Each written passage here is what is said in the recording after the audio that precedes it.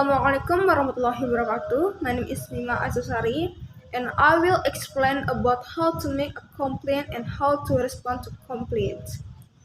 How to make a complaint. There are 5 steps how to make a complaint. First, start politely. When you make a complaint, you must use polite language to attract the attention of the person concerned. The second is keep a calm voice. Even if you are angry, you must still use a calm and soft voice when conveying your complaint to the person concerned. Third, explain the problems. To do this effectively, you should use polite and respectful language and explain the problem in detail. For example, there seems to be a mistake on my billing statement. I think you might have overcharged me. The fourth is state your feelings. State your feeling is to say how you feel about the problem. This step is often necessary. It will depend on how bad the problem is, such as poor hotel service, damage to goods caused by employees, and so on. For example, I'm sorry to say this, but there are still some problems with the air conditioning installations in my company. This has been a problem for 3 months now. It is unacceptable that the problem has not been resolved.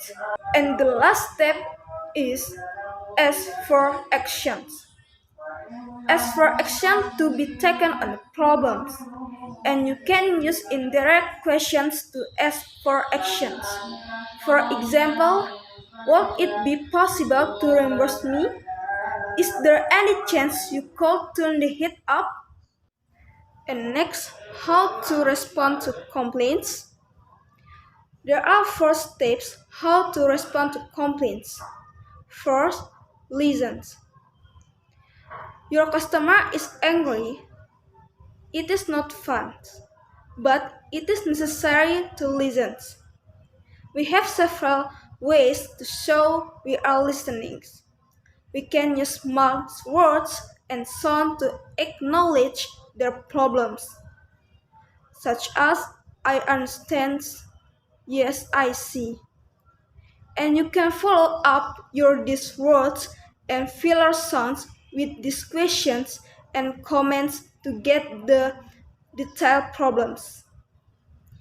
For example, could you tell me a little more about blah blah blah? Can you tell me exactly what happened?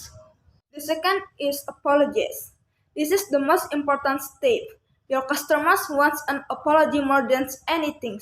Example of sentence that expresses an apology to the customers. I'm sorry to hear that. I understand how difficult that will be. The third is take action. It is time to take action to do something about the problems. You will need different expressions to help you take actions. Example, let me talk with my manager to see what we can offer you to amend the situations.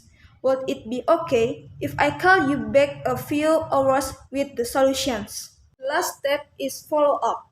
Follow up after you resolve the problem to make sure the customer is satisfied. You can follow up with a quick phone call or email message. You can use these questions and statements to check on your customer and make sure everything is okay. Was the problem resolved successfully? Is there anything else we can help you with? I think that's all. Thank you. Wassalamualaikum warahmatullahi wabarakatuh.